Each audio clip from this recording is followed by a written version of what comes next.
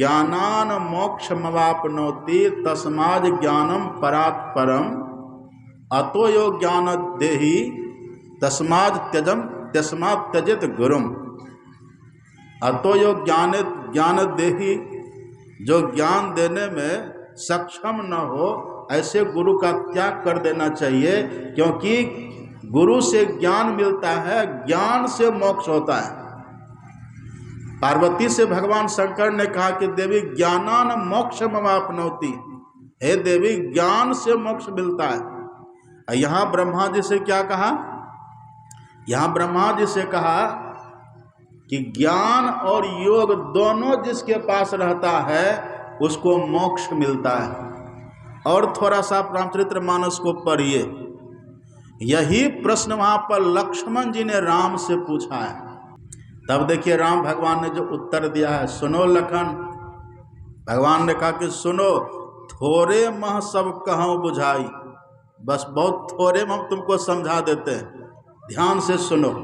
थोड़े में, एकदम थोड़ा में कह देता हूँ। तुमने जो पूछा ना मोक्ष कैसे मिलेगा, हे लक्ष्मण हम तुमको थोड़े में समझा के कह देते हैं, कहिए भगवान।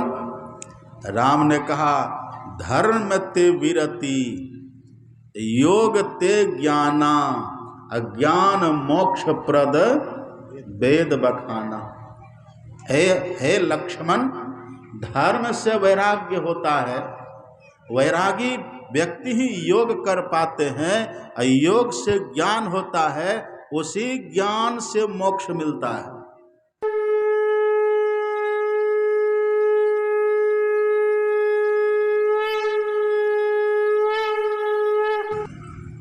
कल अपराह्न काल के सत्संग में हम लोगों ने भगवान श्री राम का उपदेश सुना था।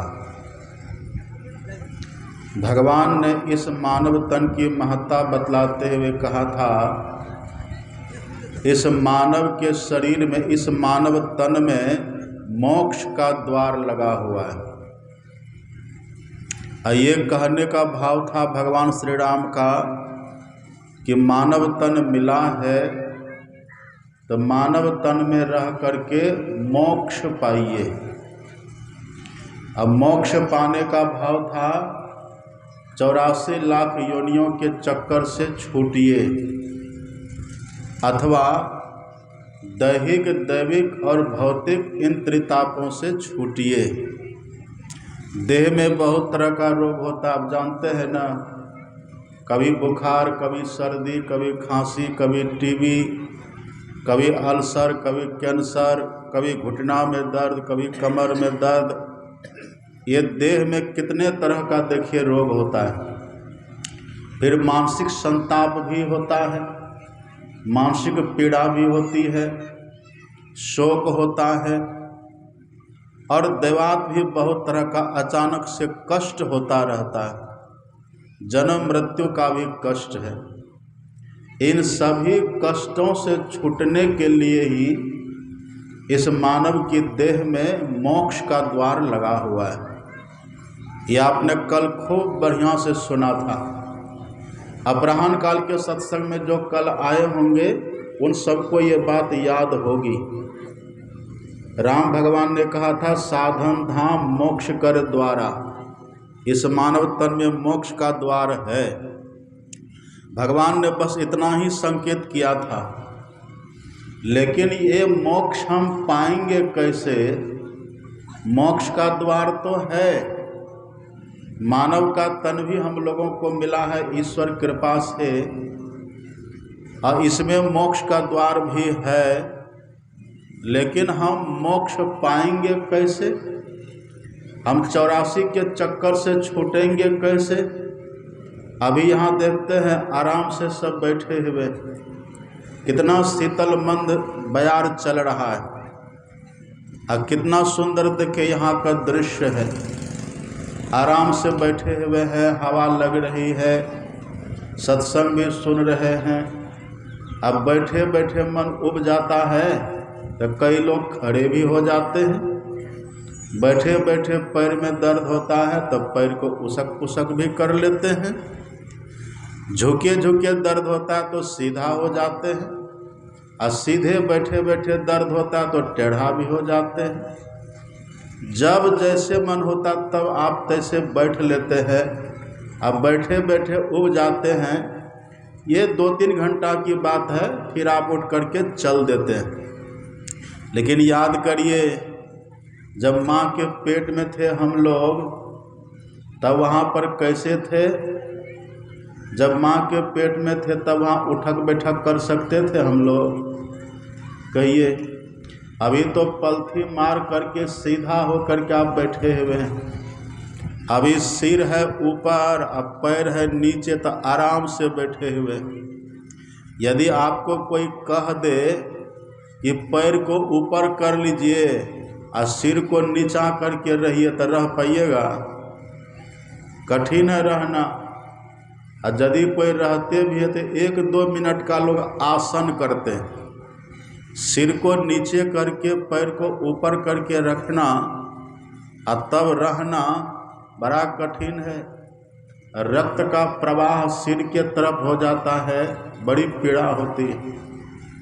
यहाँ 1-2 मिनट रहने में हम परेशान हो जाते हैं। लेकिन आप सोचिए, जब माँ के पेट में हम लोग थे तो वैसे ही थे। आप पढ़िएगा गोस्वामी तुलसीदास जी महाराज की वाणी। गोस्वामी तुलसीदास जी कहते हैं, शीश हेठ और चरण ऊपर, शीश धुनि धुनि रोबई। बहुत पीड़ा होते वहाँ। कोमल शरीर गंभीर वेदन।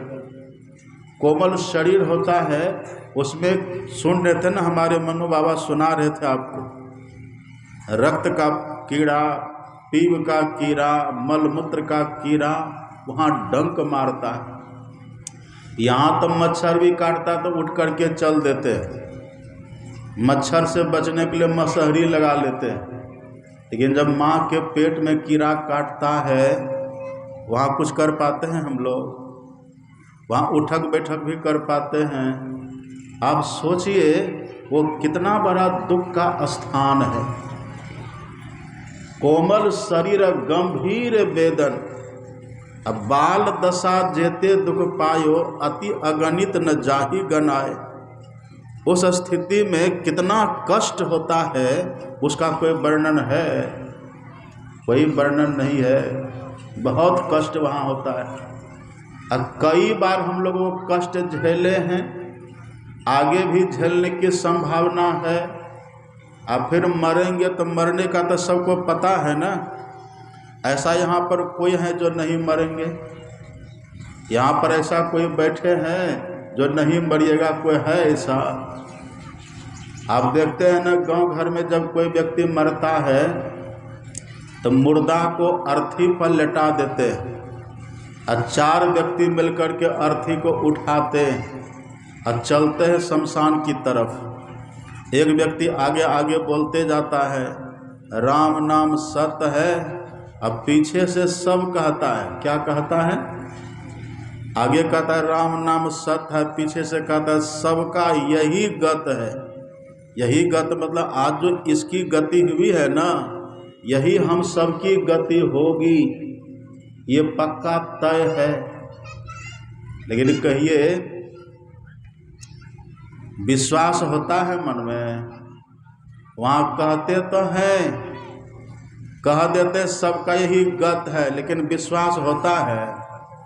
मन में लगता धो ये मरा है, हम थोड़े मरेंगे।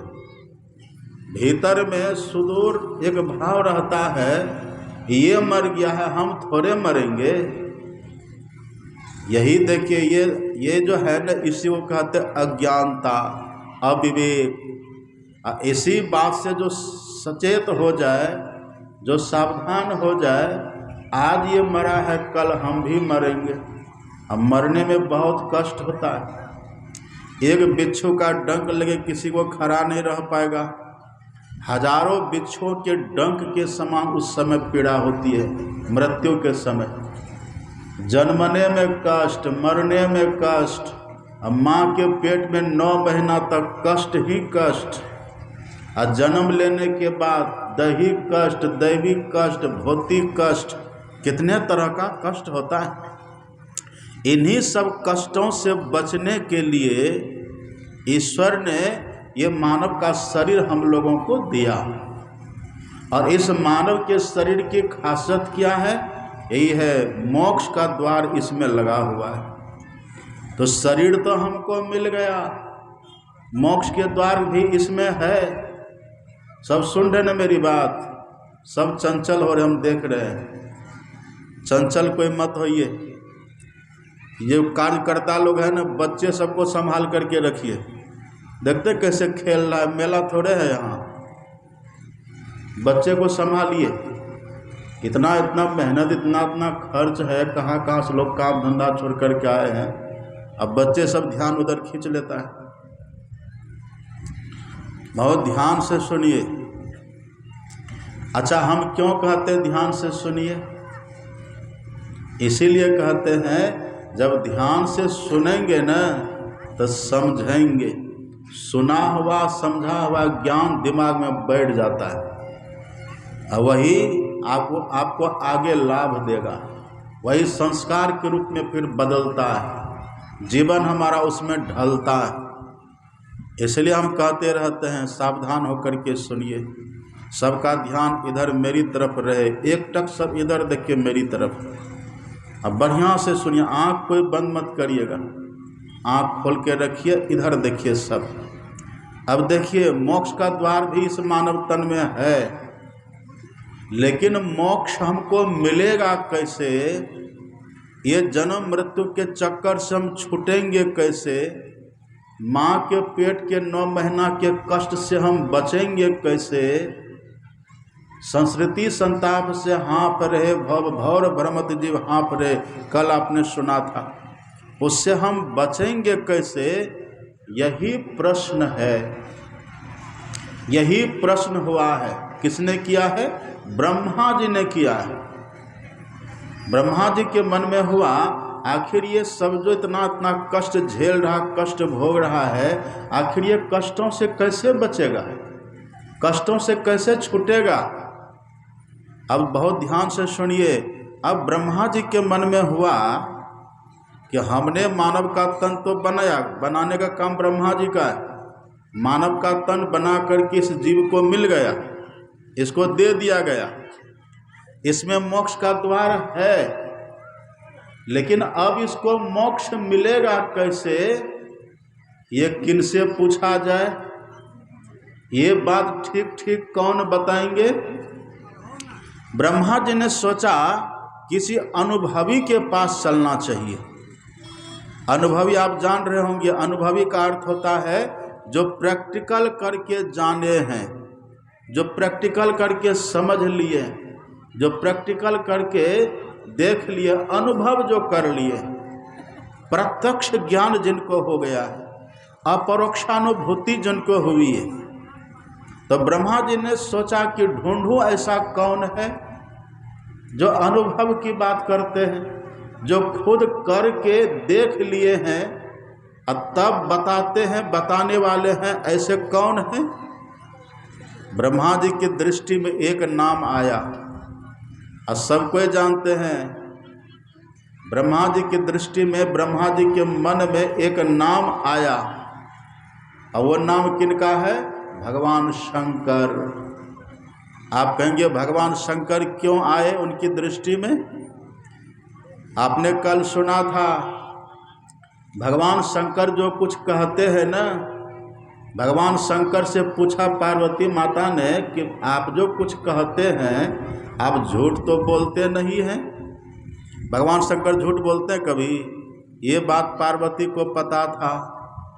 पार्वती जानती थी कि हम ही पहले जन्म में सती थे, और सती रह करके हमने एक झूठ कहा था। एक झूठ के चलते इन्होंने, भगवान शंकर ने मेरा त्याग कर दिया था, और इनके संग में रह करके मैंने देखा है ये कभी कोई झूठ नहीं बोलते। ये मैंने देखा कभी झूठ नहीं बोलते, ये सत्यनिष्ठ हैं, सत्यव्रत हैं।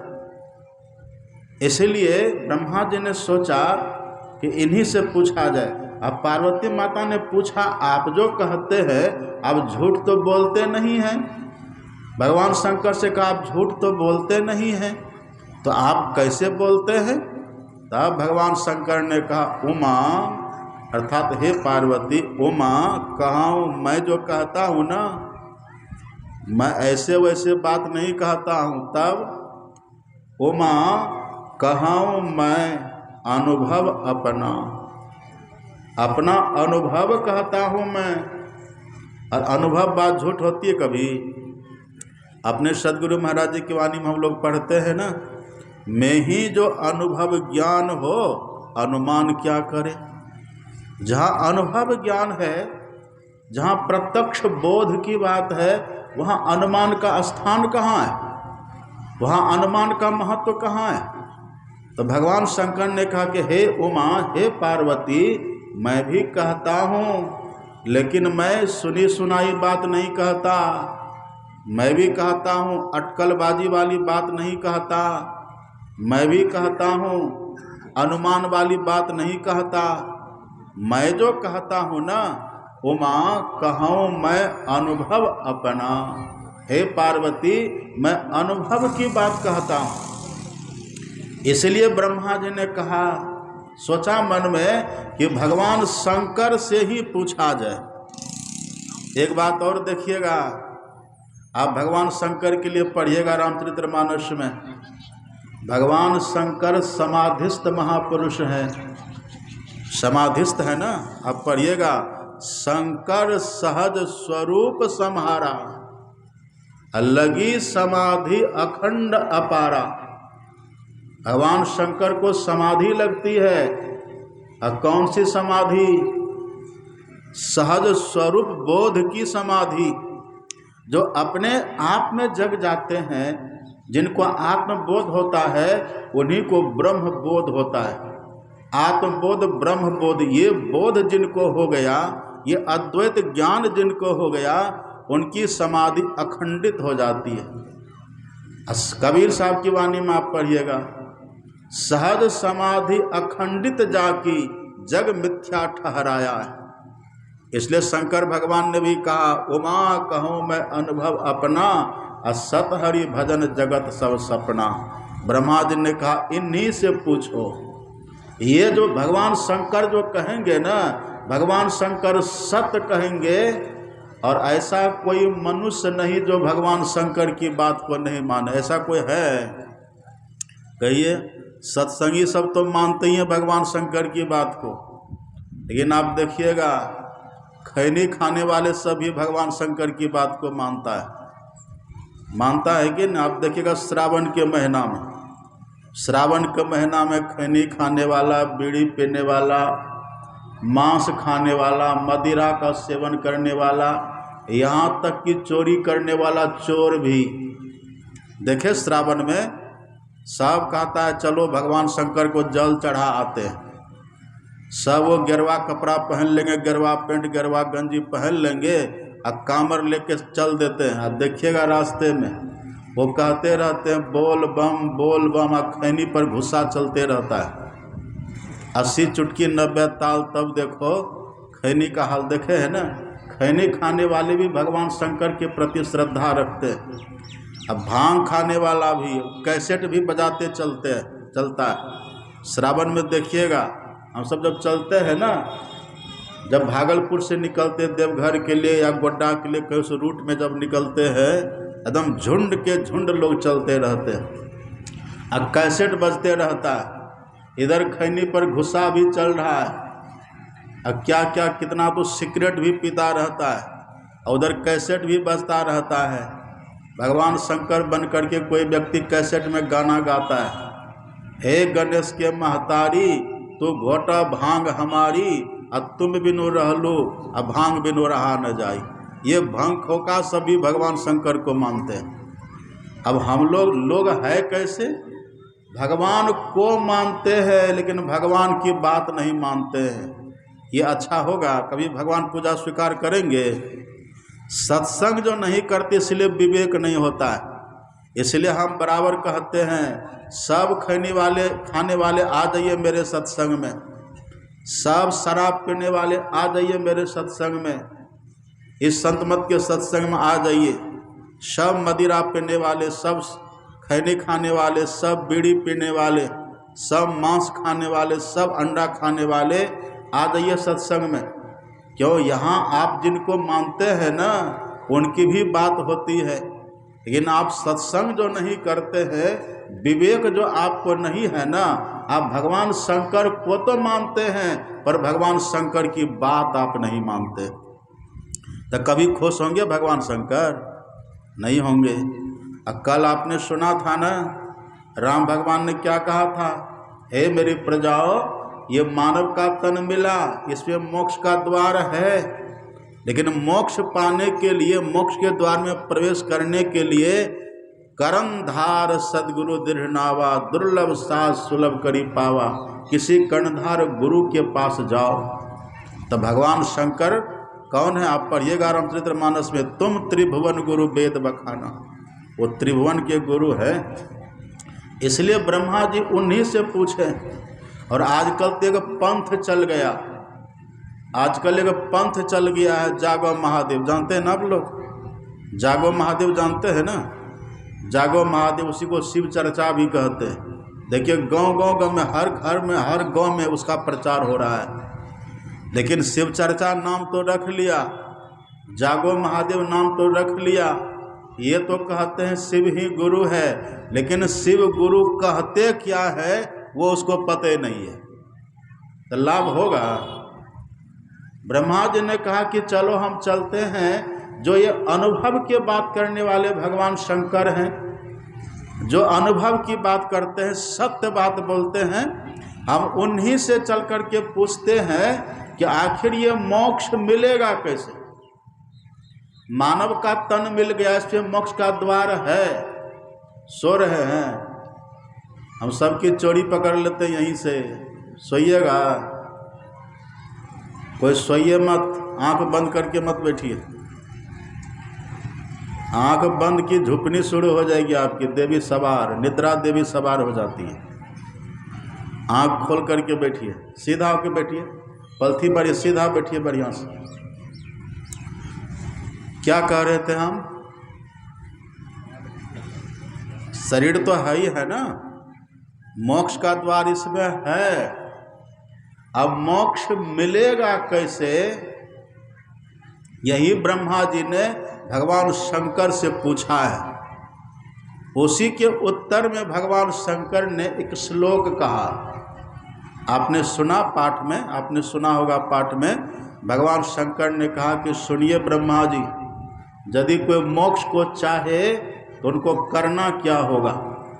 जो माँ के पेट में जाने से बचे उनको करना क्या होगा?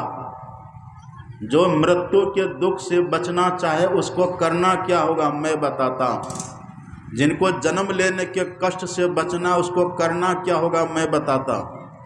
भगवान शंकर ने बताया, योगहीनम कथम ज्ञानम मोक्षदम भवति है भो, योगोपि ज्ञानहीनस्तु न क्षमो मोक्ष कर्मणि, तस्माद् ज्ञानम च योगम च मुमुक्षुर दृढ़म अभ्यसेत। शंकर भगवान ने कहा कि हे ब्रह्मा जी, जो मोक्ष पाना चाहते हैं ना, उसके लिए ज्ञान और योग दोनों चाहिए।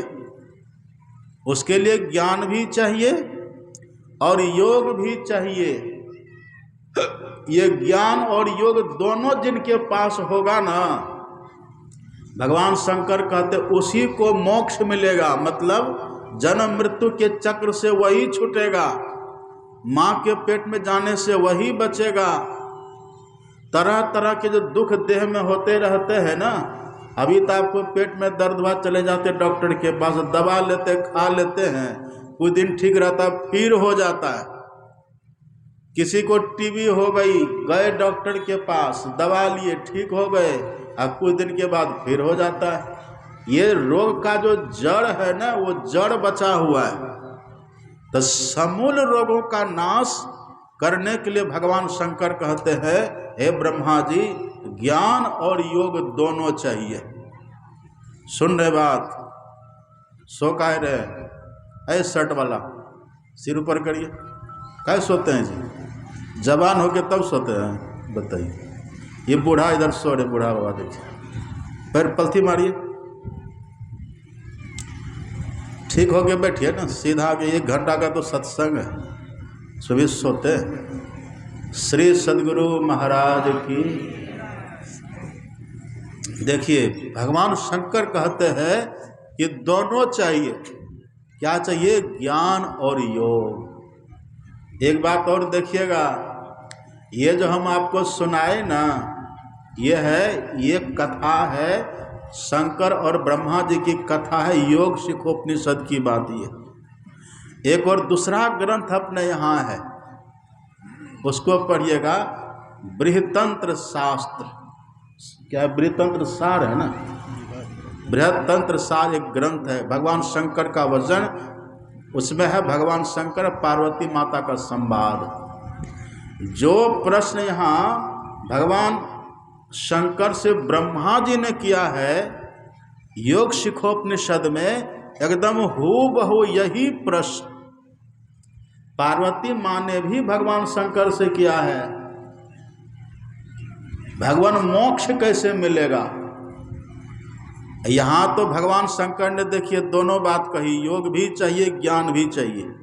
अब पार्वती माता ने जब पूछा है यही प्रश्न, पार्वती माता को जो भगवान शंकर ने उत्तर दिया है, आप पढ़िएगा, वहाँ लिखा हुआ है, ज्ञानान मोक्षमवाप्नोति तस्माद् ज्ञानम परात् परम अतो यो ज्ञान देहि तस्मात् त्यजेत गुरुम। अतो यो ज्ञान देहि, जो ज्ञान देने में सक्षम न हो ऐसे गुरु का त्याग कर देना चाहिए, क्योंकि गुरु से ज्ञान मिलता है, ज्ञान से मोक्ष होता है। पार्वती से भगवान शंकर ने कहा कि देवी ज्ञानान मोक्षमवाप्नोति, हे देवी ज्ञान से मोक्ष मिलता है। यहाँ ब्रह्मा जी से क्या कहा? यहाँ ब्रह्मा जी से कहा कि ज्ञान और योग दोनों जिसके पास रहता है उसको मोक्ष मिलता है। और थोड़ा सा रामचरितमानस को पढ़िए, यही प्रश्न वहाँ पर लक्ष्मण जी ने राम से पूछा है, आप पढ़िएगा। लक्ष्मण जी ने राम से यही प्रश्न पूछा कि भगवान मोक्ष कैसे मिलेगा। राम भगवान ने भी उत्तर दिया। देखिए हम अपनी बात कुछ कहेंगे ना तो मनगढ़ंत बात झूठ भी होती है, मनगढ़ंत बात कभी टल जाती है, लेकिन राम का वचन कभी टलेगा? राम की बात कभी झूठ होगी? रघुकुल रीति सदा चली आई, प्राण जाई पर वचन न जाई। इसलिए ऐसे ऐसे महापुरुषों के ज्ञान को जब हम सुनेंगे ना, तब भीतर में दृढ़ता आती है। जब दृढ़ता मजबूती भीतर में आएगी ना, विश्वास होगा। अब विश्वास जब होगा तो श्रद्धा हो जाएगी, श्रद्धा होगी तो भक्ति हो जाएगी, अब भक्ति होगी तो फिर काम बनेगा हमारा। इसलिए जैसे तैसे की बात नहीं सुननी चाहिए। राम से भी लक्ष्मण जी ने पूछा कि भगवान मोक्ष कैसे मिलेगा।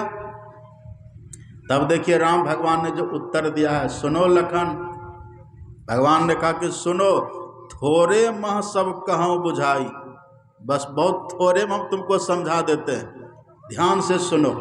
थोड़े में, एकदम थोड़ा में कह देता हूँ। तुमने जो पूछा ना मोक्ष कैसे मिलेगा, हे लक्ष्मण, हम तुमको थोड़े में समझा के कह देते हैं। कहिए भगवान। राम ने कहा, धर्म ते विरति योग ते ज्ञाना, अज्ञान मोक्ष प्रद वेद बखाना।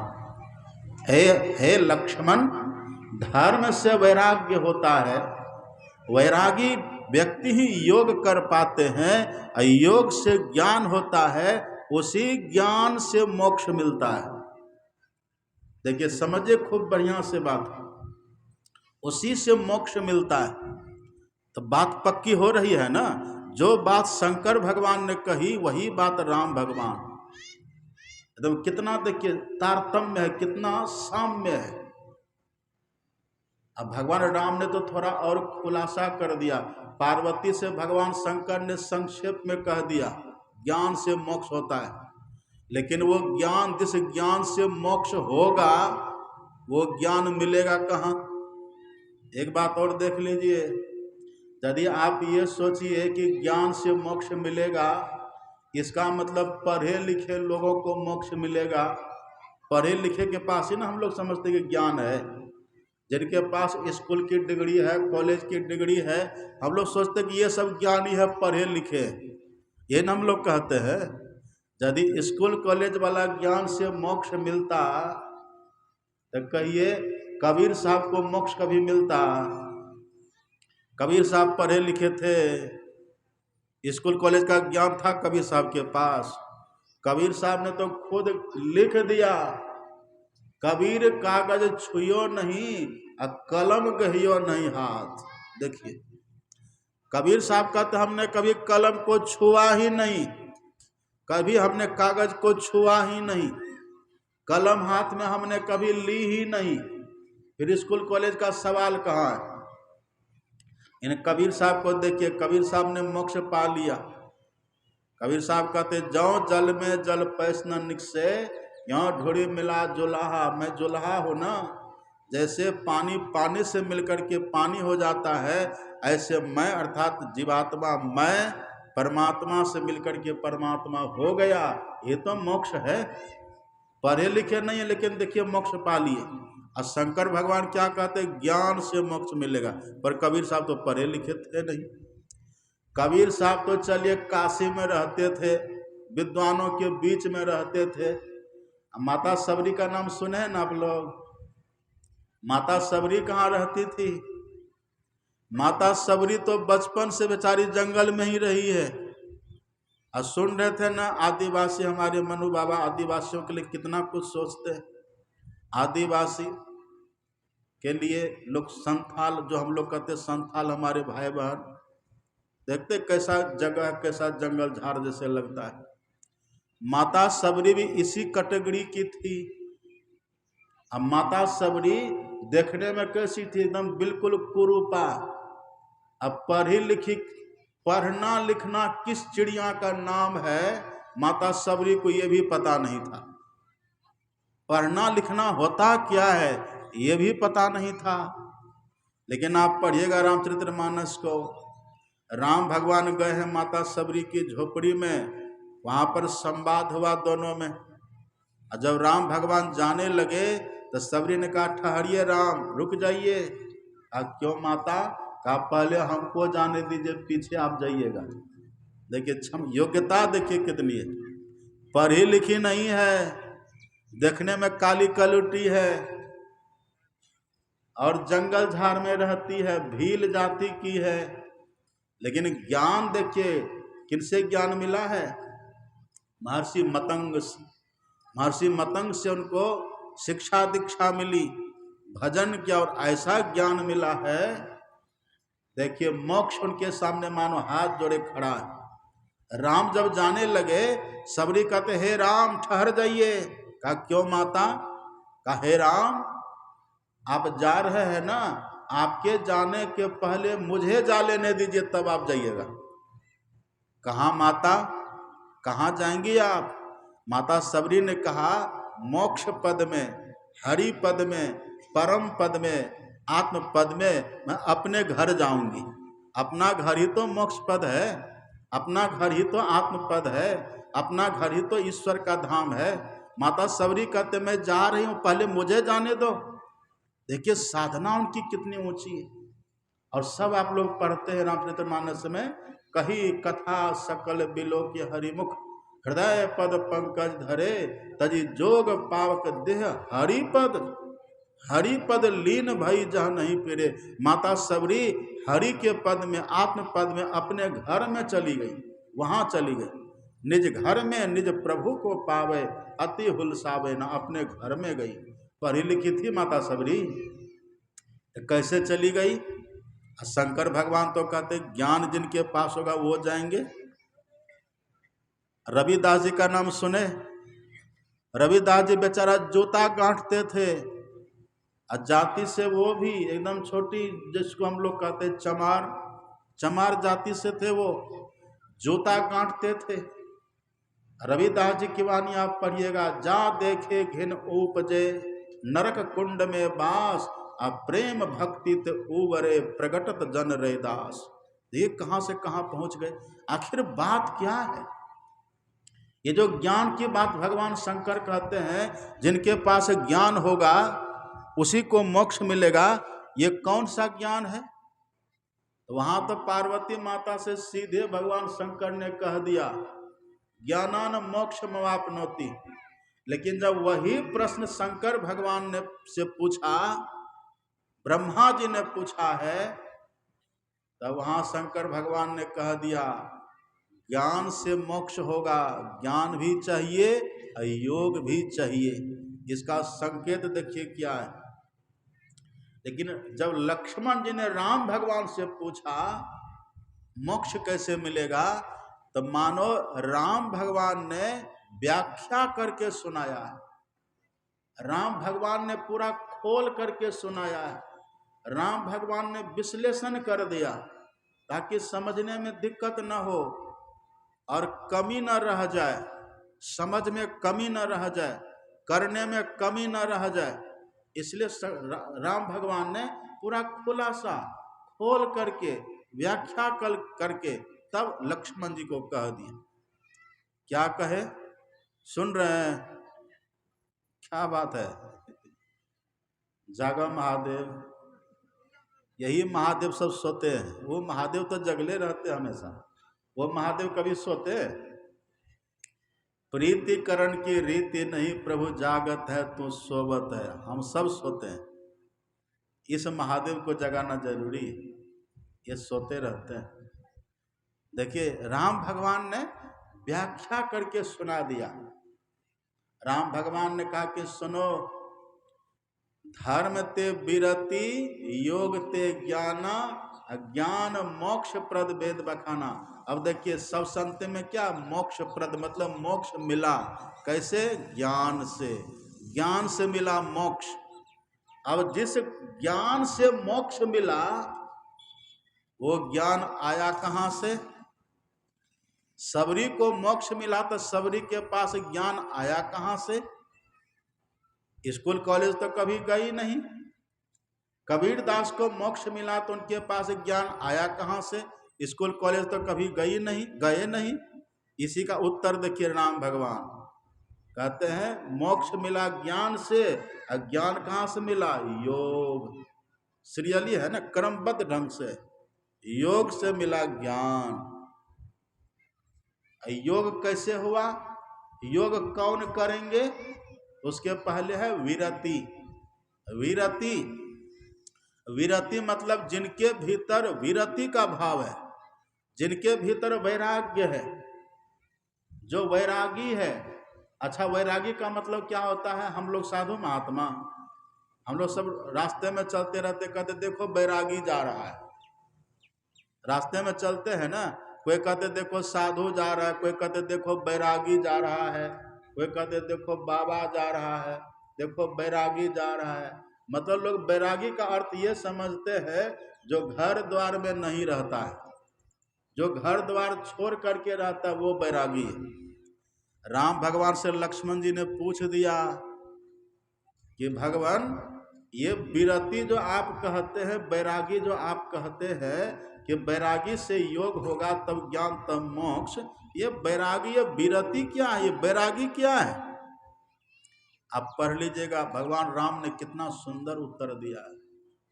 भगवान ने कहा सुनो लखन, लक्ष्मण लक्ष्मण देखहु मोरगन, नाचत बारिधि पेख, गिरही बिरति रथ। देखिए गिरही बिरति रथ, गिरही बिरति रथ विष्णु भगत कह देख। गिरही बिरति रथ हरस जसा, गिरही बिरति रथ हरस जसा, विष्णु भगत कह देख। हे लक्ष्मण देखो, देखो ये मत समझो कि घर द्वार छोड़ने वाला ही बैरागी होता है। हाँ वो भी होता है, घर द्वार छोड़ने वाला भी बैरागी होता है, और घर द्वार में रहने वाला भी बैरागी होता है। इसका उलट भी होता है। घर द्वार छोड़ने वाला भी बैरागी नहीं होता है, ये भी होता है। समझ रहे हैं ना, घर द्वार, बहुत घर द्वार छोड़ देते हैं तब भी वो बैरागी नहीं हो पाते हैं। और कितने घर द्वार में रह करके भी बैरागी नहीं हो पाते हैं। तो कितने घर द्वार छोड़ने वाला भी बैरागी नहीं होते और कितने घर द्वार में रह करके भी बैरागी होते हैं। बेस से कुछ नहीं होता। हाँ, बेस की महिमा है। जैसे यहाँ भी पुलिस आ जाए, अगर पुलिस यहाँ भी आ जाए अपने साधारण ड्रेस में आ जाए और कह दे कि हम पुलिस है, तो जल्दी वैल्यू दीजिएगा आप लोग? महत्व दीजिएगा जल्दी? हाँ, होगा। अब वही जब वर्दी पहन करके आ जाएगा तब तो बिना पूछले सिस्टम में रहिएगा ना। अरे देखो पुलिस है, ज़्यादा उल्टा पुल्टा करेंगे। देश का तो महत्व है थोड़ा बहुत। वही पुलिस जब ऐसे अपना ड्रेस में आ गया, घर वाला ड्रेस पहन करके आ गया, पैंट शर्ट में आ गया, अब वो कह रहे कि देखो हम पुलिस हैं, आप तब भी मानने के लिए तैयार नहीं है। वो कह रहा है देखो हम पुलिस हैं, गड़बड़ मत करो। आप कहते क्या प्रमाण है कि आप पुलिस हैं? हम कैसे समझे कि आप पुलिस हैं? अरे हम पुलिस है, फलाना थाना में रहते हैं। कैसे कैसे नहीं मानोगे? वो कहेगा, लेकिन फिर भी आप जल्दी मानने के लिए तैयार नहीं होइएगा। और यदि वही वर्दी पहन करके आ जाएगा तब कहिए, तब गलती करिएगा। तब तो दूर से ही देख करके, आप कभी कल ट्रेन में देखते हैं ना, बिना टिकट वाले लोग सफर करते रहते हैं और टीटी उधर से आ जाते हैं अपना आम ड्रेस में। टीटी आ जाते, पैंट शर्ट पहना हुआ, टीटी कहते है टिकट लाओ। टिकट वाले कहते कौन हो तुम? अरे हम टीटी है। कैसे माने कि तुम टीटी हो? न तो मेरा ड्रेस है, हम कैसे तुमको माने कि तुम टीटी हो? अरे हम कह रहे ना कि हम टीटी है, कहने से हम नहीं मानेंगे कि तुम टीटी हो। टीटी का ड्रेस होता है, काला जैकेट होता है, पैंट होता है, तब ना उसको हम टीटी मानते हैं। उसका छाप होता है, उसके पास उसकी मोहर होती है, कार्ड होता है, तब ना टीटी। तुम तो ऐसा कि तुम टीटी हैं, कैसे मानेंगे? अब जिसके पास टिकट है वो भी उसका वैल्यू नहीं देता है, और जिसके पास टिकट नहीं भी है वो भी डट के उसके पास बैठा है। इन वही टीटी जब ड्रेस में आ जाता है तब, जिसके पास टिकट नहीं रहता तब देखे, जैसे बेस वाले टीटी को देखता है और टिकट नहीं तो दौड़ करके भाग के उस शौचालय में घुस जाता है। घुसता है कि नहीं? कुछ कहा नहीं, केवल देखा, देखिए कि डर के शौचालय में घुस गया। कुछ तो कहा नहीं आपको। फिर कैसा? रे टीटी है ना, कैसे टीटी देखते ना, बेस है टीटी का, पढ़ लेते हैं ना। तो बेस का महत्व है, लेकिन यदि सही में टीटी नहीं रहे, कोई अब बेस बना ले और सबसे पैसा तसिलते फिर ताकि पकड़ा जाता है कि नहीं?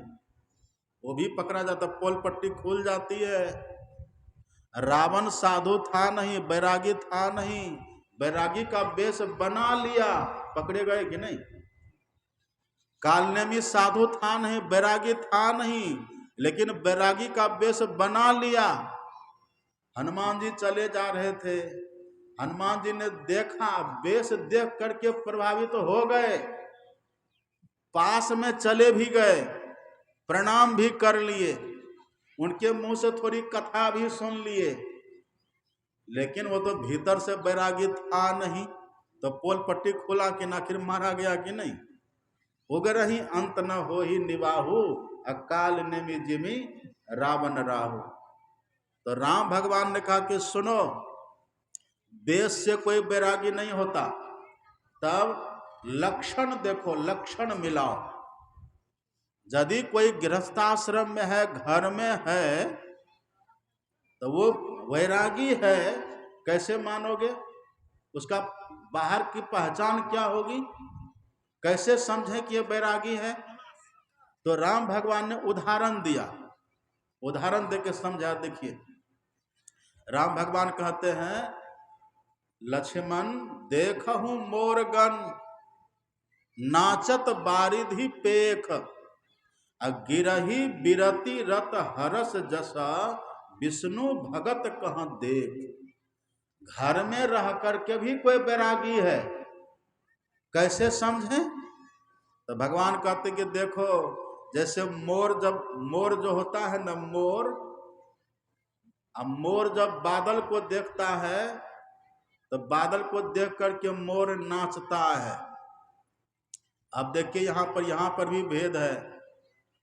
मोर बादल को देख करके नाचता तो है, इन कौन से बादल को देख करके नाचता है? सब सुन रहे मेरी बात? सब सुन रहे हैं कि नहीं मेरी बात? इधर ध्यान है ना सबका? ज्यादा टहलिए मत इधर आगे में। सुन रहे सब?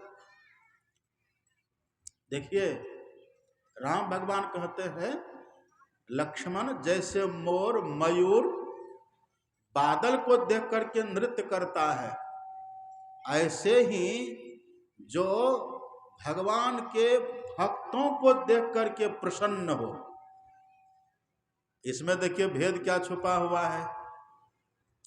मोर जो नाचता है सब बादल को देख के नाचता है? सब बादल को देख के नहीं नाचता है मोर। मोर को भी पहचान होती है। मोर उसी बादल को देख करके नाचता है जिस बादल में पानी भरा रहता है, जो बादल बरसने वाला होता है। जानते इस बात को? यही देखिए भेद है। मोर भी बादल को देख करके नाचता है, लेकिन बिना पानी वाला बादल को देख के नहीं नाचेगा वो। जिस बादल में जल भरा हुआ रहता है, वो बादल जब बरसने वाला होता है, उमड़ने घुमड़ने लग जाता है बरसने के लिए, तब वो मोर देखिए वो नृत्य करने लग जाता है। उस बादल को देख करके मोर नृत्य करता है। मोर भी विवेकी होता है। इतना विवेक रहता है मोर के पास कि कौन से बादल को देख करके हमको नाचना है। विवेकी है वो, विवेक उसके पास रहता है। ऐसे ही जिस गृहस्थ के जीवन में विवेक है, सच्चे भगवान के भक्तों को देख करके जो प्रसन्न हो जाए, मन प्रमुदित हो जाए, उल्लास से, उत्साह से, उमंग से जिनका मन भर जाए भगवान के भक्तों को देख करके, तो समझ लीजिए वो घर में रह करके बैरागी है। लेकिन कौन से भक्तों को देख करके? जिस भक्त के भीतर में भक्ति है, वास्तव में भक्ति है। और जिसके भीतर में भक्ति नहीं है, उसको देख करके प्रसन्न होइएगा, उसको घर में लाइएगा तो क्या होगा? फल क्या होगा? आपका धन हरण करेगा, आपको समझा करके बुझा करके आपका धन ठगेगा, आपको ज्ञान नहीं देगा, आपके भीतर के संशय को नहीं मिटाएगा, बस आपका धन लेकर के जाएगा वो। उसका फल क्या होता है? हरई शिष्य धन शोक न हरई, सो गुरु घोर नरक मह परई। जो साधु का वेश लेकर के, भक्त का वेश लेकर के भक्ति नहीं रखते भीतर में, ज्ञान नहीं रखते भीतर में, और जाके दूसरों का धन लेते रहते, धन ठगते रहते हैं, ऐसे गुरु जाते हैं नरक। तो जब ऐसे गुरु जाएगा नरक, तो ऐसे गुरु को मानने वाला चेला कहाँ जाएगा? बैकुंठ जाएगा? बैकुंठ जाएगा वो? लोभी गुरु, लालची चेला, और दोनों नरक में ठेलम ठेला, दोनों को नरक हो जाएगा। इसलिए अध्यात्म कोई खेल नहीं है। जो मन सो कर लीजिए, कहीं पर किसी को मान लीजिए, किसी से कंठी पहनवा लीजिए, किसी से कान फुकवा लीजिए, किसी के पास चले जाइए, किसी का सम्मान कर दीजिए, किसी को घर में ले आइए, ऐसा नहीं होता। जैसे मयूर जल भरे बादल को देख करके प्रसन्न होता है, ऐसे ही कोई विवेकी पुरुष जो भक्तिवंत को देख करके प्रसन्न हो और उनसे लाभ ले, उनके ऊपर सब कुछ समर्पण कर दे। शिष्य तो ऐसा चाहिए गुरु को सब कुछ दे, और गुरु तो ऐसा चाहिए शिष्य से कछु न ले। ऐसा लेन देन का स्वार्थ जहां नहीं है, कल्याण की भावना जहां है, ऐसे साधु संतों को देख करके जो प्रसन्न हो जाए, उनकी भक्ति की जो पहचान करे, इतना विवेक जिनके पास हो, भगवान कहते समझ लो वो घर में रह करके भी बैरागी है, वो घर में रह करके भी बैरागी है। हम घर में नहीं रहते हैं, लेकिन हमारे भीतर न भक्ति है न कुछ है, तो फिर हम घर से दूर रह करके भी हम बैरागी नहीं है। एक गुण होता है, ये बैराग का भाव जिसके मन में होता है उसी से होगा योग, अर्थात ध्यान। वही ध्यान करेंगे, योग साधन ध्यान साधन वही करेंगे, और ध्यान साधन जब वो करेंगे तब उनको मिलेगा ज्ञान। और वो ज्ञान जब मिलेगा ना, वो ज्ञान उसको दुख से बचाएगा, वो ज्ञान उसको शोक से बचाएगा, वो ज्ञान उसको संताप से बचाएगा, वो ज्ञान उसको वियोग से बचाएगा, वो ज्ञान उसको हानि से बचाएगा, नुकसान से बचाएगा। उस ज्ञान में बड़ा सामर्थ्य होता है, वो ज्ञान तब सबसे बचा लेगा आपको। और साधना करते करते, योग करते करते, योग के शिखर को जब छू लीजिएगा तब क्या होगा, योग के शिखर को जो छू लेंगे वहीं पर अपना दर्शन, ईश्वर का दर्शन, और वहीं जाकर के जन्म मृत्यु का चक्र समाप्त। तो शुरू तो यही से होता है ना। अब देखिए, बैरागी जो होगा उसी से ध्यान होगा। एक व्यक्ति था, ध्यान से सुनिएगा, एक व्यक्ति था, उसको नदी पार करना था। नदी किनारे में नाव लगी हुई थी, पर खेवैया नाव वाला कर्णधार मल्लाह नहीं था, और नाव वहां लगी हुई थी। उस व्यक्ति को नदी पार करना था, शाम हो गई थी, सूर्य ढल गया था, अंधेरा हो रहा था। उसी समय घाट पर वो व्यक्ति पहुंचता, नदी किनारे पार उसको जाना था, नदी काफी चौड़ी थी। अब वो व्यक्ति देखता, अरे घाट पर हम आए पर आने में विलंब हो गया, यहाँ नाव है, पतवार भी है, पर कर्णधार कहाँ है, यहाँ कोई नाविक तो है नहीं। अब वो व्यक्ति सोचता है कि चलो नहीं है नाविक तो क्या फर्क पड़ता है, हम अपने से ही नाव को खेल लेते हैं, क्योंकि नाव है और पतवार भी है, हम अपने से नाव को खे करके पार हो जाएंगे नदी। शाम देखिए हो गई, सूर्य डूब गया, धीरे धीरे अंधेरा हो गया। अब व्यक्ति घाट पर अकेले, पतवार ले लिया, नाव में बैठ गया, अब पतवार चलाने लगा। अंधेरा था, दिखता तो था नहीं, मन में है कि हम पतवार दे रहे हैं और नाव पर हम बैठे हुए हइये हैं, मेहनत कर ही रहे हैं, तो नाव चल रही होगी, अंधकार में दिखता नहीं, बस नाव चल रही होगी। लेकिन वो नाव चलाते चलाते, पतवार चलाते चलाते, खेते खेते नाव को भोर हो गया। रात भर नाव चलाया, और जब भोर हुआ, सूर्योदय हुआ, नाव वाला वहां आया, अरे क्या कर रहा तुम मेरे नाव को? उस व्यक्ति ने कहा कि भाई साहब नाव को हम खे रहे थे। कहा क्यों? कहा पार जाना था ना। कहा कब से खे रहा था? कहा शाम से 7 बजे से ही खे रहे। तो 7 बजे से तुम नाव को खे रहा, अभी तक तुम पहुंचा नहीं। कहा आश्चर्य, कैसी आपकी नाव है? हम रात भर नाव को चलाए, पतवार दिए, पर अभी तक हम वहीं जस के तस हैं। आखिर बात क्या हो गई? तब नाव वाला का तब बात तो हो गई। क्या बात हो गई? का बात हो गई। कहा भाई साहब क्या गजब बात करते हैं, हम देखिए आपके नाव पर बैठ गए। हाँ वो तो ठीक किया, आपका देखिए हम पतवार भी हाथ में ले लिए, वो भी ठीक किया। अब फिर देखिए बैठ करके हम पतवार चलाने भी लग गए, वो भी ठीक किया।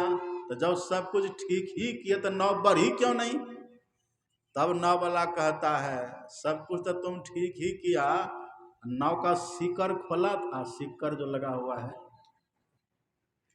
सिक्कर जो लगा हुआ खोला, जंजीर जो बंधा है नाव से, खुट्टा में जो जंजीर लगा हुआ है, जंजीर को खोला, का जंजीर तो नहीं खोले, का तब नाव कैसे चलेगी, का क्या हुआ, जंजीर ही न बंधा हुआ है, पतवार तो हम दे रहे थे। का मूर्ख व्यक्ति, तुम रात भर किया, तुम जीवन भर पतवार देते रह जाओ, नाव खेते रह जाओ, और जब तक के सीकड़ बंधा हुआ है न तुम्हारी बढ़ेगी, का नहीं बढ़ेगी, का बिल्कुल नहीं बढ़ेगी, जस के तस वही रहेगी, नहीं बढ़ेगी। जब तक सीकर नहीं खोलोगे तब तक नाव बढ़ेगी नहीं।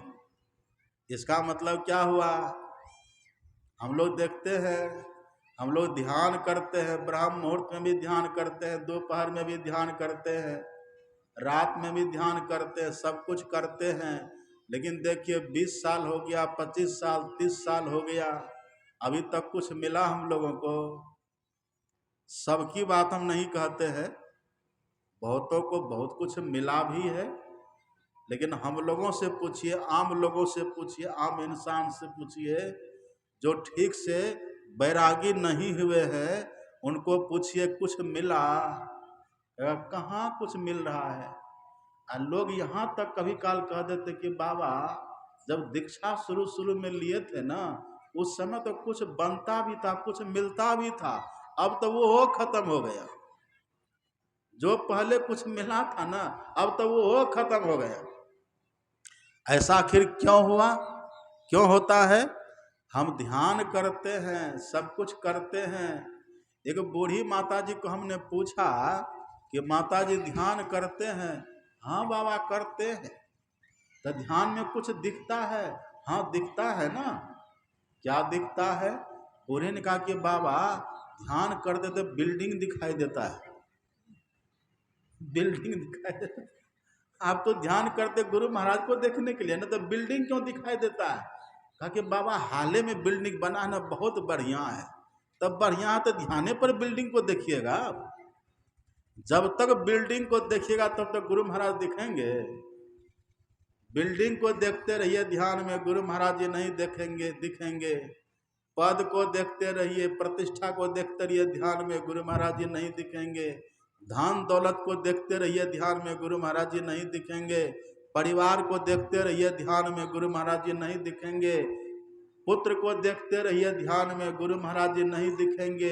शत्रु मित्र को देखते रहिए ध्यान में, गुरु महाराज जी नहीं दिखेंगे। कब दिखेंगे गुरु महाराज जी? हम लोग को रटा दिए हैं गुरु महाराज जी। रोज हम लोग गाते हैं, स्तुति विनती में रोज गाते हैं, आस त्रास जग के सबय। देखिए ध्यान से दीजिए, ये जो स्तुति हम लोग करते हैं ना रोज, आस त्रास जग के सबय सब वैर व नेहू, मतलब किसी की आशा नहीं चाहिए, किसी से डरना नहीं है, और सबका प्रेम छोड़िए, और न शत्रु को महत्व दीजिए जीवन में। जब मित्र से आसक्त होइए, तब सकल भूले, सबको भूल जाइए। इसी का नाम है विरति। सबको भूल करके रहिए। आस त्रास जग के सबय सब वैर व नेहू, सकल भूले एके रहे गुरु तुम पद स्नेहू। ऐसा जिस दिन हो जाएगा ना, और तब जब बैठेंगे ध्यान करने के लिए, तब सीधे गुरु महाराज जी दिखेंगे। तब मकान दुकान खेत खलिहान नहीं दिखेगा। ऐसा जो हम नहीं है ना, ये विरति का जो भाव नहीं है, इसलिए दिखता नहीं, ये सब दिख नहीं रहा है। और भी पढ़िए हम लोग क्या गाते हैं, लोग और भी गाते हैं, सब प्यारा परिवार अरु संपत्ति नहीं भावे। गाते हैं ना। एक बार हम सब दिल्ली में सत्संग कर रहे थे, उधर शालीमार बाग है ना दिल्ली में, बहुत दिन पहले की बात है। और जिसके घर में सत्संग कर रहे थे वो मर गया, अभी है नहीं, बहुत दिन पहले की बात है, ये 2000 से पहले की बात है। तो सत्संग करने हम लोग गए तो उसके घर पर, तो रात्रि के समय में थोड़ी देर ध्यान किए और बैठ के स्तुति प्रार्थना कर रहे थे। तो जो घर वाले थे वो भी मेरे बगल में बैठे थे और स्तुति विनती हम सब कर रहे थे। तो हम लोग गा रहे थे, सब प्यारा परिवार अरो संपत्ति नहीं भावे। वो जो व्यक्ति घर वाला था ना, हम लोग कह रहे थे नहीं भावे, वो व्यक्ति कह रहा था, हम सुने अपने कान से, बनावटी नहीं बोल रहे, आपको सच घटना कह रहे। हम लोग गा रहे थे, सब प्यारा परिवार और संपत्ति नहीं भावे, वो कह रहा था सब प्यारा परिवार और संपत्ति सब घर आवे। वो कह रहे थे सब घर आवे। तो हमने स्तुति के बाद उनसे पूछा कि हम लोग गाते हैं गुरु महाराज जी लिखे हैं ये, और आप कहते वो, ऐसा क्यों? तब वो कहता कि बाबा थोड़ा तो चाहिए ना, बिल्कुल नहीं चाहिए तो फिर कपड़ा कैसे मिलेगा, खाएंगे कैसे, घर कैसे बनेगा, कुछ तो चाहिए, इसलिए हम कह देते सब घर आवे। हमने कहा हे भगवान, आप सत्संग नहीं सुने हैं? आप जब सबको छोड़ करके गुरु महाराज के प्रति प्रेम रखिएगा तो कुछ आपके लिए कमी रहेगी। जो सुख सुरपुर नरक गेह बन आवत बिन ही बुलाए, बिना बुलाए सब आएगा। आवत बिन ही बुलाए ते ही सुख कह बहु जतन करत मन समझत नहीं समझाए। ये सब बिना बुलाए आएगा, आप करके तो देखिए, लेकिन मन है कि मानता नहीं है। तेही सुख कह बहु जतन करत मन समझत नहीं समझाए। ये सब तो बिना बुलाए आता है। नाम सुमर मत ढील कर, जौ सुमरे तो लाह, यहाँ खलक खिदमत करे, यहाँ खलक खिदमत करे, दुनिया आपकी सेवा करेगी। अब इसके लिए तरसिएगा थोड़े ना, ये दुनिया आपकी सेवा करेगी। आप देखिएगा, ऐसे ऐसे महात्मा हमने देखा, हम लोग तो चाहते कि हम लोग के पास लोग आवे, चढ़वा दे, लोग आवे। हम लोग तो ये सब भीतर में कीड़ा चलते रहता, घूमते रहता। लेकिन हम ऐसे ऐसे महात्मा को देखे, वो भीड़ से इतनी दूरी बना करके रखते हैं, भीतर से किवाड़ बंद करके रखते हैं। भीड़ जाती है, खटखटाती रहती है, कोई जरूरत नहीं है भीड़ की, अपने घर जाओ, सत्संग माना, अपने घर जाओ। कितना संतोष, कितनी तृप्ति है वहां। ये कहां से आया? ये आया कहां से? बिनु संतोष न काम न साही, काम अछत सुख सपने हो नाही। राम भजन बिनु मिटही की कामा, अथल विहीन तरु कबहू की जामा।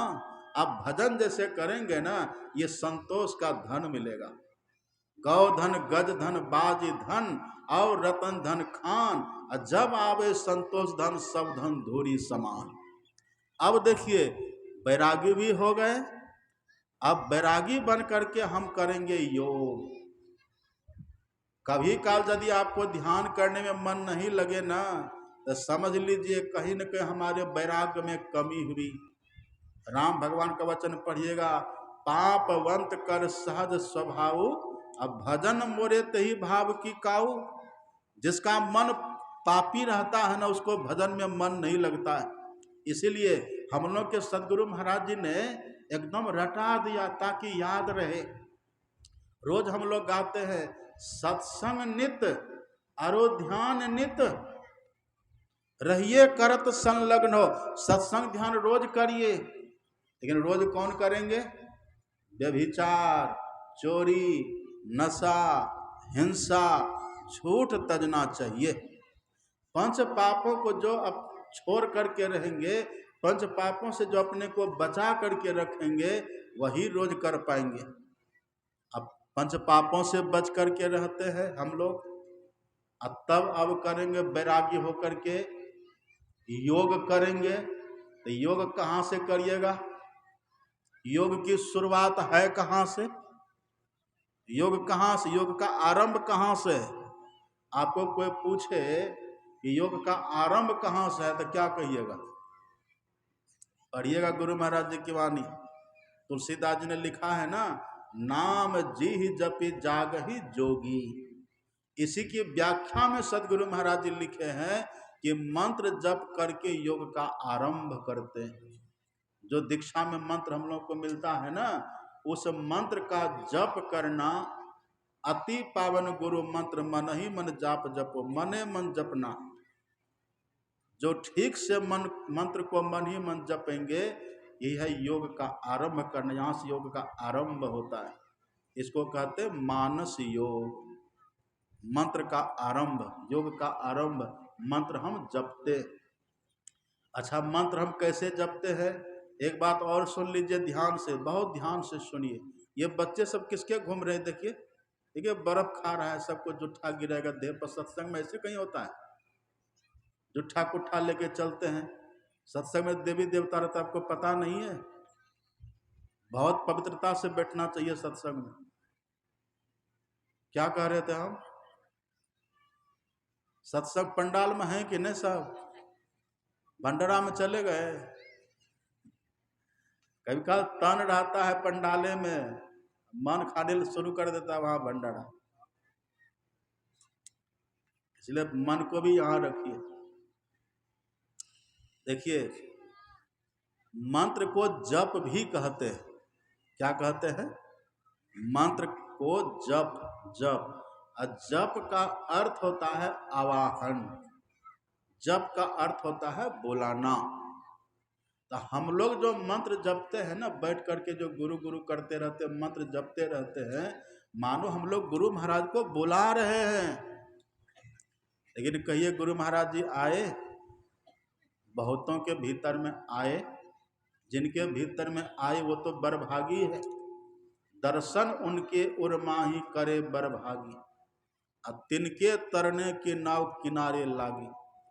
तो जिनको दर्शन हो गया जब करते करते हुए तो बरभागी। इन कहिए हम लोगों को दर्शन हुआ नहीं। क्यों? क्यों नहीं हुआ? क्योंकि हम जिस तरह से पुकारना चाहिए उस तरह से नहीं पुकारे, इसीलिए दर्शन नहीं हुआ। आप कहेंगे किस तरह से पुकारना चाहिए? किस तरह से पुकारे? तो उदाहरण देखिए, हम लोगों को वैसे ही पुकारना है जैसे द्रौपदी ने चीरहरण के समय कृष्ण को पुकारा था। याद है ना आपको? जब द्रौपदी की साड़ी खींच रहा था दुशासन, उस समय द्रौपदी के मन में था, पहले तो द्रौपदी के मन में था क्या मजाल कि मेरी कोई साड़ी भी छू ले, पकड़ ले, क्योंकि यहां पर मेरा पांचों पति पांडव है। महान बलशाली भीम, महान धनुर्धर गांडीवधारी अर्जुन, महान धर्मात्मा धर्मावतार युधिष्ठिर, ऐसे ऐसे मेरे पति यहाँ बैठे, नकुल सहदेव यहाँ बैठे हुए हैं। क्या मजाल कोई आंख उठा करके देख भी ले मेरी तरफ, उसको था ना भरोसा।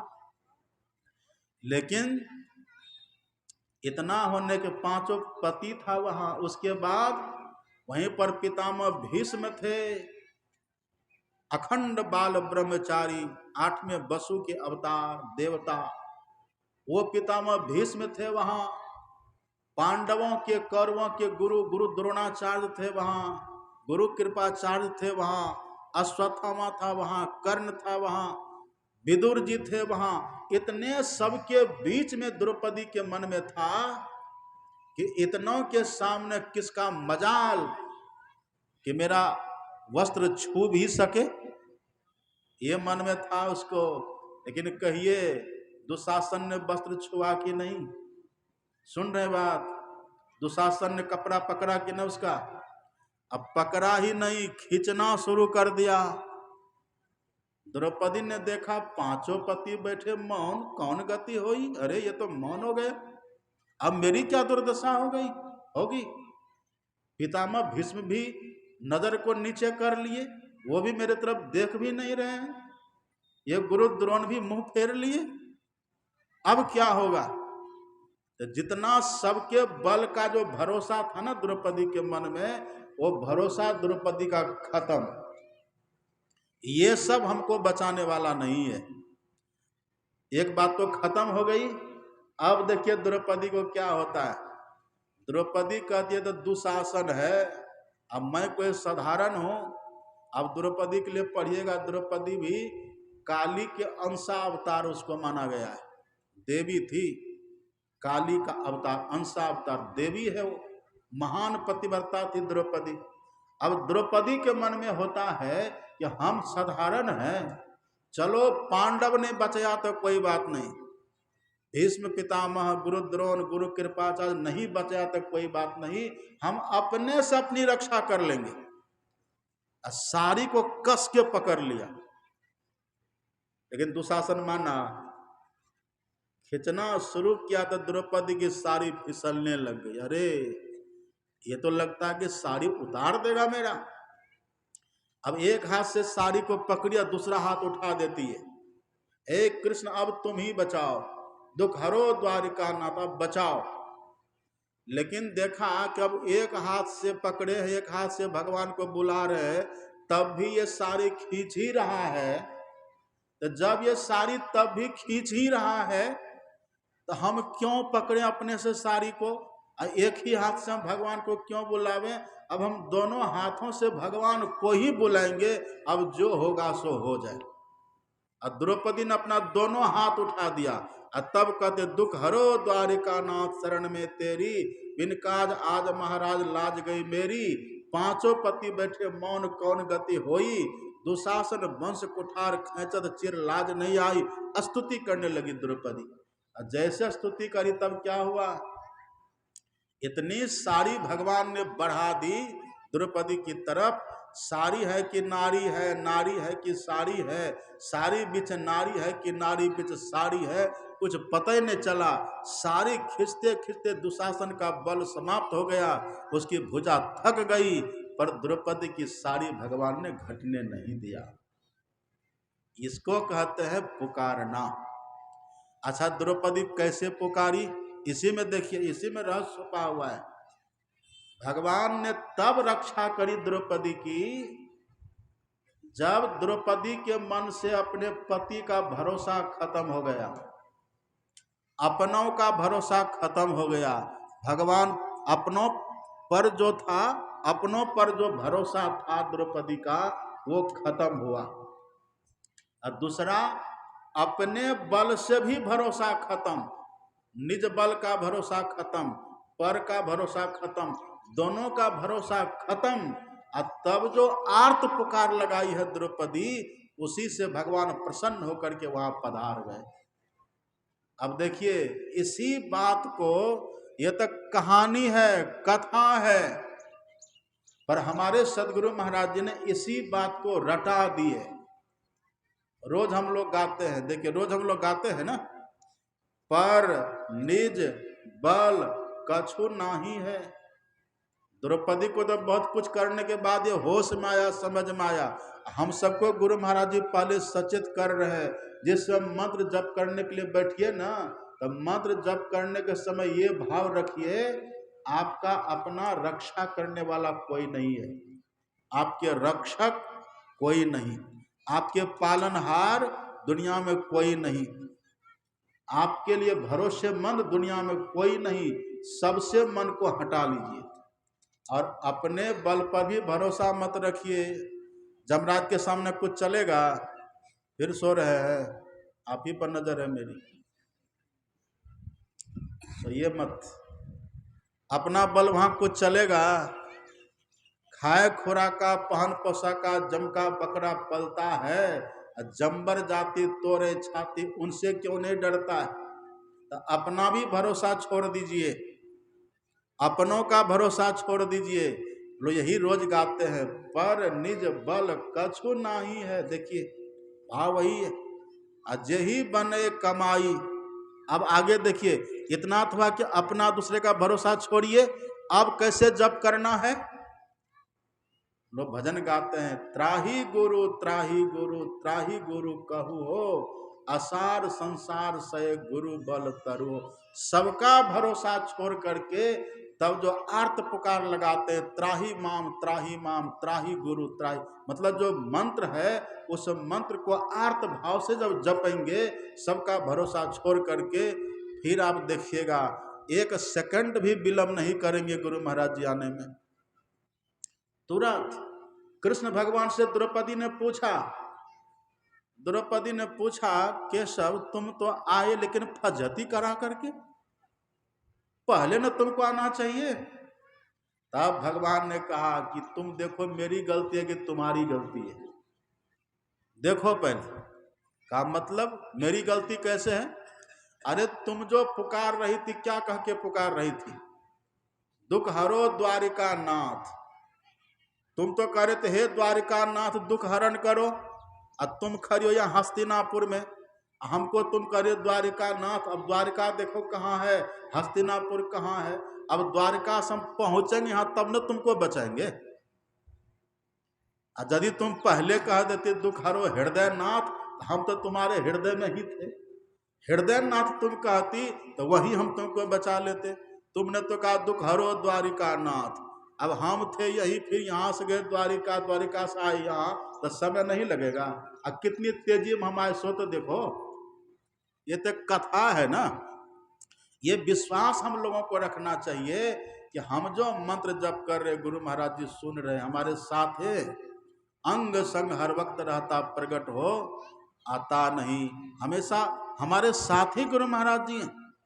जिस क्षण हमने दीक्षा ली उसी समय गुरु महाराज हमारे संग हो गए। ये विश्वास रखना चाहिए।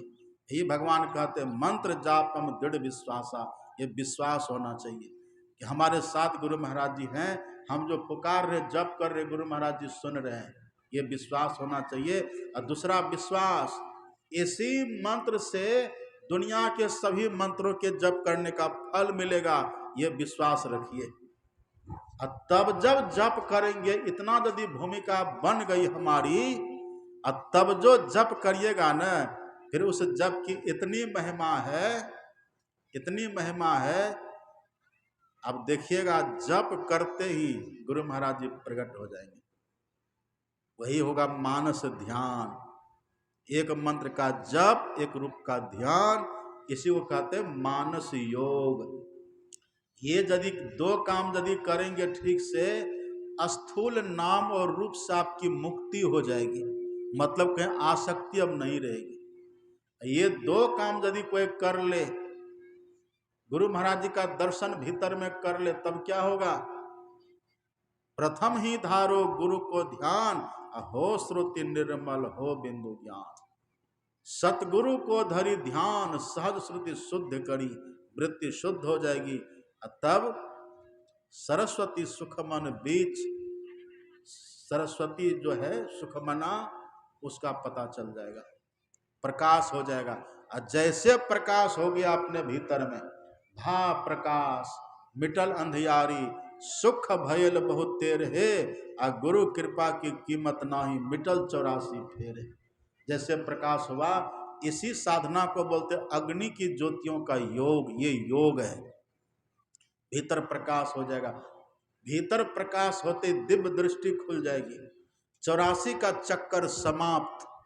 प्रकाश जिनके भीतर हो गया, अब 84 लाख योनियों में वो कभी नहीं जाएंगे।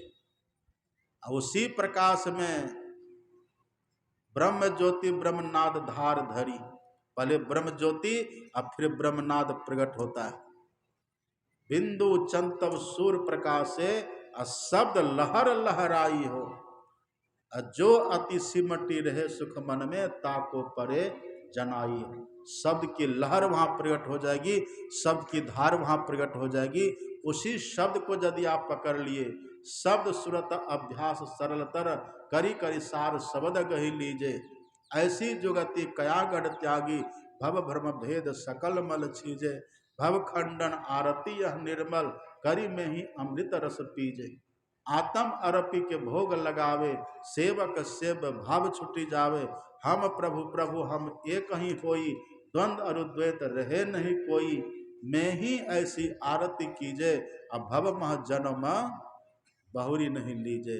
अब जन्म मरण का दुख खत्म, अब माँ के पेट में जाने का दुख खत्म, अब टीबी अल्सर कैंसर सबसे पूर्ण मुक्ति, सब रोग खत्म, सब आदि व्याधि खत्म, हम पूर्ण मुक्त हो गए।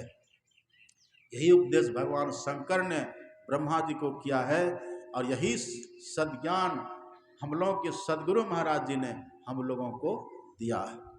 अब इसी